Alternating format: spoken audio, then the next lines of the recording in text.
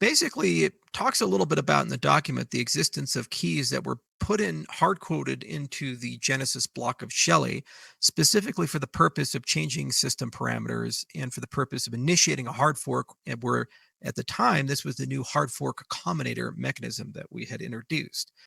So we said, all right, well, let's distribute these amongst the three core entities: three, two, and two, three to IO, two to Emergo, and two to the CF.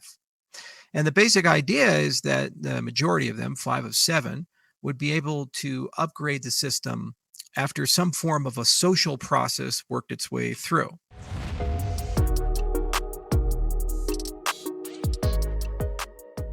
The Cardano Genesis keys are officially gone. Welcome in. My name's Fareed. As a part of today's video, we're discussing decentralization in the upcoming Conway era or the Voltaire era, where we have full governance launched on Cardano.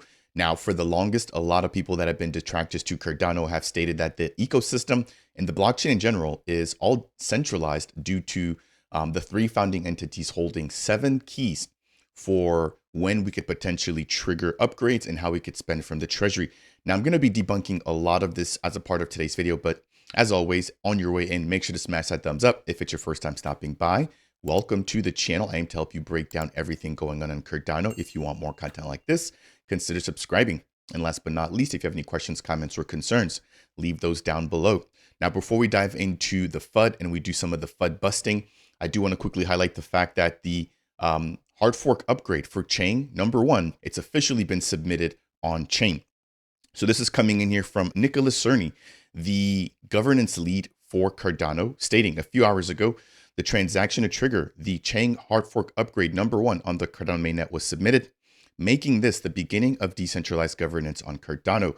This particular milestone officially brings us into the Conway era, starting in epoch number 507 on September 1st of 2024 at 21:45 UTC. He did leave the official link to this particular transaction down below, of course. I went ahead and took a look at it myself, and we can confirm that it does point to protocol upgrade or protocol version 9.0. Again, I've discussed this at length. There's going to be 2 portions of the Chang hard fork upgrade. This first one that's about to kick off here on the 1st of September just initially lays out all the tooling and the infrastructure that we need in order to actually take advantage of governance. There's going to be a follow-up upgrade that actually turns it all on, allowing for anybody within Cardano to propose a upgrade or to propose basically anything, right, to the entire network. Now, you as an ADA holder need to make sure that you're staying up to date. I've discussed GovTools, and you can use that to actually review all of the incoming governance actions. And then there's also the ICC, or the Interim Constitutional Committee, whose job it is to basically just review these actions just to make sure they're constitutional or that they abide by Cardano's said constitution. Now, let's jump back into some of the FUD and the big announcement here, which actually came out from Charles Hoskinson earlier today, stating that the Genesis keys for Cardano are officially dead.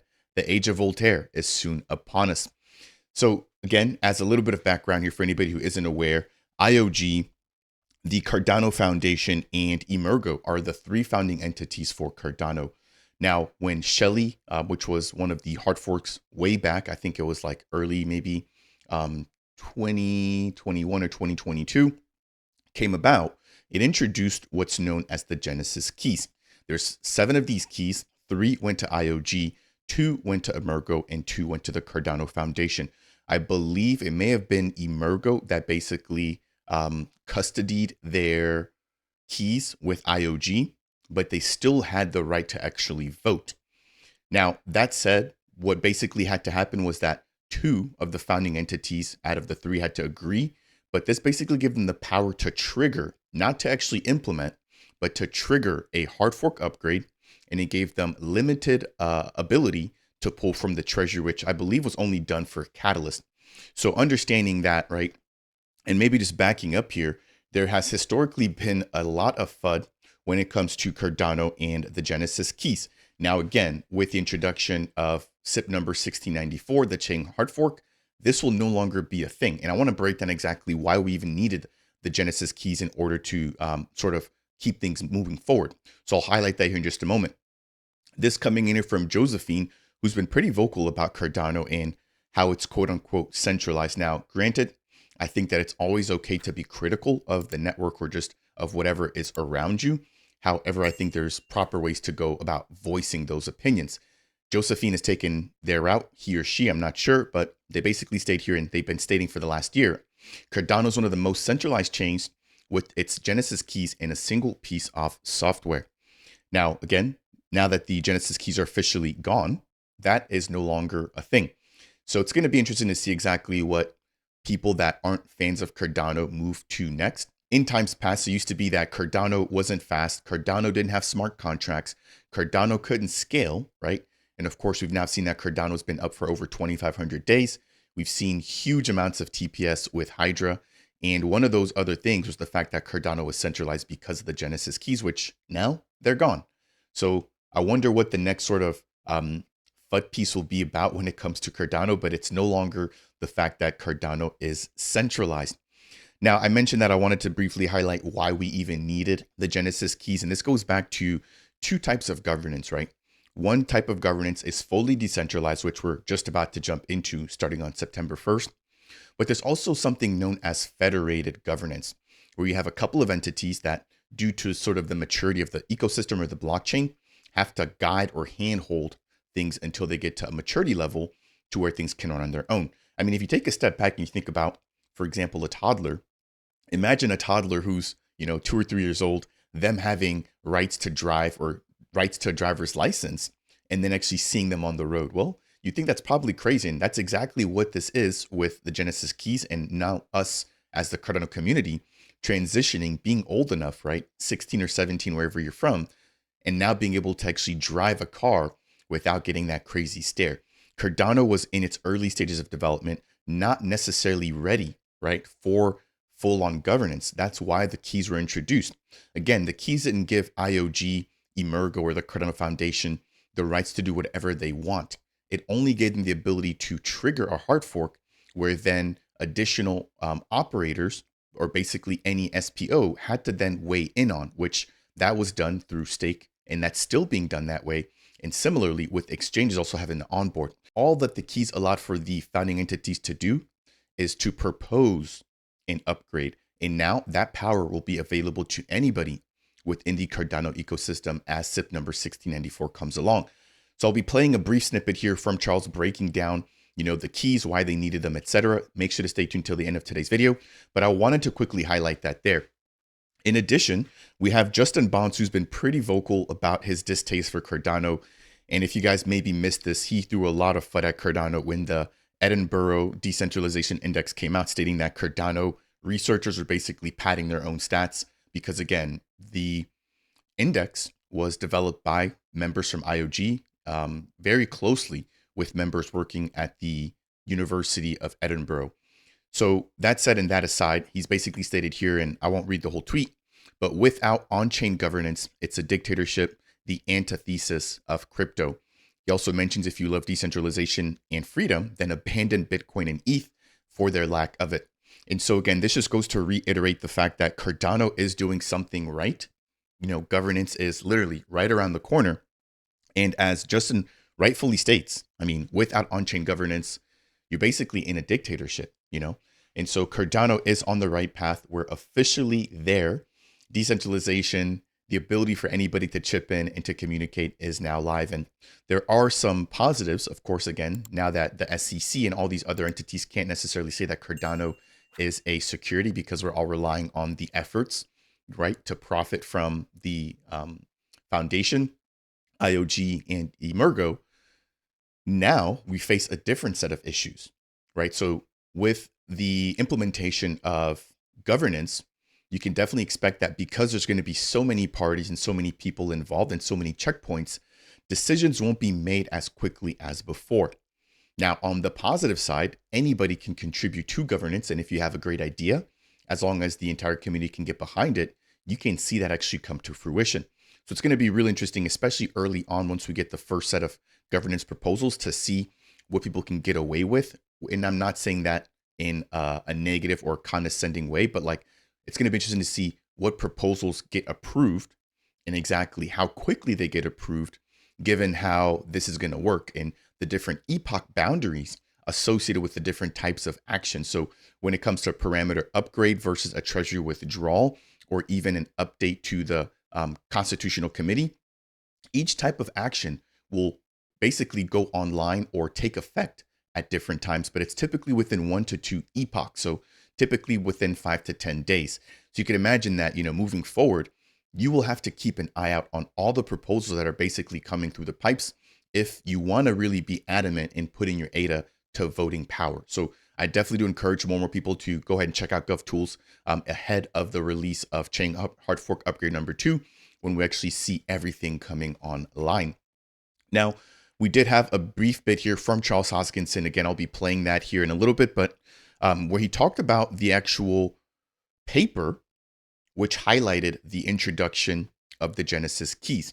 So I'll leave the link to this down below. For the sake of time, obviously can't break it all down here, but it states that in this chapter, we outline rules for Genesis keys, proposing protocol parameter updates. For rules regarding the adoption of protocol parameter upgrades, see the additional or the following sections. Now, again, I could quickly just run through all of this here, but this breaks down the fact that the Genesis keys will be used just for proposing, and that it still relies on the majority of the community. Now, as we get ready to close out here, again, technically the keys are now burned, but they were basically burned. It was 48 hours into the epoch before the hard fork actually kicked in. So it's now past, or well past that time, meaning that the keys are no longer useful. And Charles is officially thinking about how he can basically share some of that with us, right?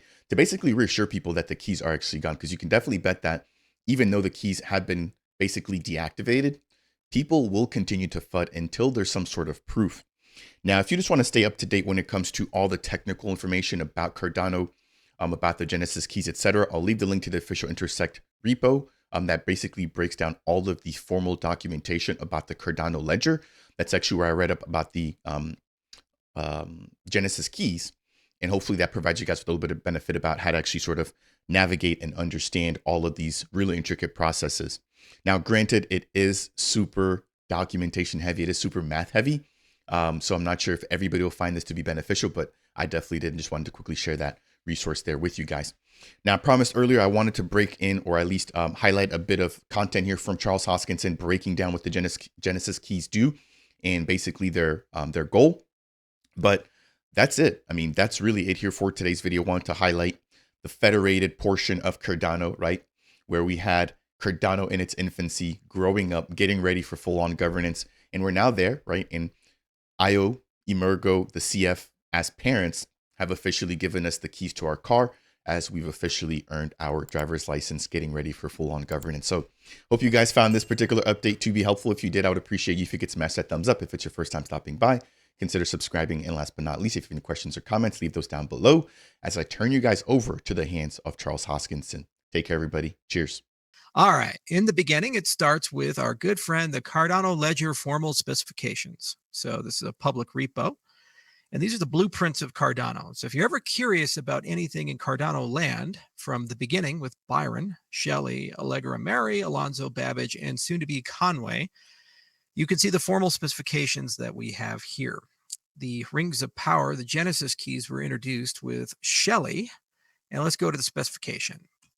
Boom, right here, page 29 of a 129-page document. Go up here. It says a formal specification of the Cardano ledger. And if you go ahead and control find and you say Genesis keys, you can see the first references to them. And here they are. So basically, it talks a little bit about in the document the existence of keys that were put in hard-coded into the Genesis block of Shelley, specifically for the purpose of changing system parameters and for the purpose of initiating a hard fork, and where at the time this was the new hard fork accommodator mechanism that we had introduced. So the hard fork accommodator was basically what gives us the ability to do seamless upgrades, but it needs a triggering mechanism. And there's more than, I think, a dozen or so system parameters that the update system controls. So we said, all right, well, let's distribute these amongst the three core entities, 3, 2, and 2, 3 to IO, 2 to Emergo, and 2 to the CF. And the basic idea is that the majority of them, 5 of 7, would be able to upgrade the system after some form of a social process worked its way through. So we mentioned federated governance model of Shelley, It's in the core document. So I wanted to show you guys something that's a little bit behind the scenes. So what happens is that a social process forms, and there's two forms of social processes that have materialized. One is for a protocol parameter update or Treasury, an MIR function. And then the other side of the process is for a hard fork. So the hard fork, a consensus is formed around the idea that 70% of the stake pool operators have to agree. Then we enter into what's called the proposal mode. So this is the off-chain mode. And this is what the documents kind of look like. So whether it's category A or B, so an MIR, or it's a protocol parameter update, or it is a hard fork, what occurs is that a collection of people agree. So if, yeah, let's see here, a few details. So in this case, 11 people in the list, you see the names here, from the IOG, CF, and Emergo come together and agree to basically approve a well-formed update proposal that then gets submitted to the network. And so this is the example of the submission, how things go through. You can see the latency on it. So a notification occurred in August. The execution is now October 9th, and it hasn't been fully concluded, so there's still some additional data to put in. The problem with this process and the big frustration that we have with the Genesis key system is that the social processes are not clear, which is why SIP 1694 was such a big step forward. The social processes of, like, what is the threshold, for example, for a protocol parameter update? So we poll the community, and some people come together and they say, oh, K 500, we want to upgrade it to K 1000, or we want to get rid of this other protocol parameter like the min fee or this type of a thing. Okay, so we do that. And what does that translate to? Well, it translates to maybe kind of sorta to get consensus amongst the three entities has been very difficult. And even if there was, these are more of a custodial, almost like an administrator of a trust style role than a formal governance process. So years ago, we pulled a bunch of people together to kind of discuss what do we need to do to enable a much more robust and resilient system. So when you look here, this is SIP 1694, the actual SIP that's sitting in the Cardano Foundation. And you can notice all the different workshops that people attended and the attendees of those workshops. So it's been a very, very, very decentralized process of people having a discussion. But for the relevance of these Genesis keys, really that entire concept is replaced with this idea of a constitutional committee. And so if you scroll down, there are 7 governance actions that are inside SIP 1694, 3 of which are regulating functions for the constitutional committee. And the other 4 of which are 4 to 6 are a replication of what occurs in this process here, and it's defined here in the update proposal of Shelley with some extensions for the new things you can do in Cardano in Conway. And info was a new idea, and this basically is a polling that gives you the ability to poll the community if they want to approve something. And the hope was to use this to approve budget referenda, to use this to approve SIPs, to use this to approve roadmap items and these types of things. So it's kind of a catch-all for community approval. What these 3 things do, and over here is how they're voted on, and you'll notice that the Constitutional Committee has no vote on those 3 things. The motion of no confidence, new committee, new commission, these threshold 1 to 2B. What they effectively do is they basically take this from a federated and static hard-coded quorum that's in the block and translate it to a term-based group that are basically M of N. So you can go from 3 to 5 to 7 to 9. You can have different terms. And the other thing is that the Constitution itself, what we enable is constraints on the committee via smart contracts. When this was designed, we had no Shelley, no stake pool operators, no Plutus, none of these things. And so we had to have some form of bootstrap mechanism to be able to upgrade the system. And we said, all right, well, off-chain social consensus, kind of like how Bitcoin does things or Ethereum does things or any of these other guys, it makes a lot of sense to pursue that. Well, here we kind of say we have to go a step beyond that, and we have to start actually getting the nitty-gritty of algorithmic adjudication and algorithmic definition, and we have to actually start getting elected Constitutional Committee members and rotate them through. So there's a bootstrap, of course, with SIP 1694, where you need some sort of an interim committee to roll over. But then once the entire system is stable, which would probably be 3 to 6 months, you can begin actually electing term-based constitutional committee members and rotate out the interim to the term-based members. You'll also notice something is a tricameral model. So instead of a social consensus, which forms, and then people have to come together and approve signing of a key, what occurs is that you actually have the DREPs and the SPOs involved depending upon what you're doing. So in the case, for example, of a hard fork, we formalized the notion of the 70% quorum. And also now we add a completely different decision set. And then you still have this idea of majority of those key holders that do those things. In other cases, for example, upgrading the Constitution, it's just the DREPs and the Constitutional Committee. In other cases, like a motion of no confidence, liquidate the current Constitution Committee. These two right here are the people who decide, the DREPs and the SPOs. It's a pretty good system, and it's much more dynamic, and it allows a knowledge transfer from one side to the other, and it changes the roles. So this is kind of more of a trustee style role where the community instructs the administrator of a trust that holds something to do something. And this is more of a guardrail style role where the Constitutional Committee is there to enforce a concept of preventing the other two parties from doing something. For example, we want to distribute 100% of the Treasury to Bob. And maybe Bob has an overwhelming majority of the DREPs and SPOs. The Constitutional Committee could say no.